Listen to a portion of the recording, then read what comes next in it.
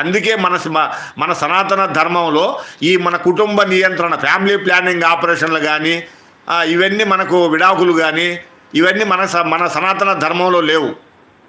ఎందుకంటే మనకు భగవంతుడు ఎంతమంది సంతానం ఇచ్చినా కానీ మనం సంతానం పొందుతూ ఉండడమే మన బాధ్యత. అంతేగాని మధ్యలో మనం భగవంతుడు ఇచ్చే సంతానాన్ని ఆపేది మనకు లేదు, మన సనాతన ధర్మంలో లేదు. అందుకే కదా మన అన్నగారు చూడు, గౌరవనీయులు మన నందమూరి తారక రామారావు గారు, ఆయన తెలియదా ఎంతమంది సంతానం?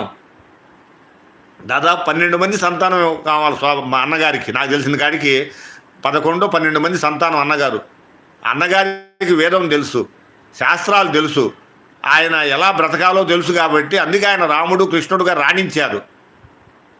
మనం రాముడు కృష్ణుడు ఎలా ఉంటాడో మనకు తెలియదు, కానీ మనం అన్నగారిలో మనం చూసుకున్నాం రామారావుని, ఆయనలో రాముడుగా శ్రీకృష్ణుడుగా చూసుకున్నాం ఆయన. అందువల్ల మన వేదంలో వచ్చేసి సనాతన ధర్మంలో ఎక్కడా కూడా ఈ మనకు కుటుంబ నియంత్రణ ఆపరేషన్లు, ఫ్యామిలీ ప్లానింగ్ ఆపరేషన్లు కానీ, విడాకులు కానీ, ఈ రెండు మన ధర్మంలో లేనే లేవన్నమాట.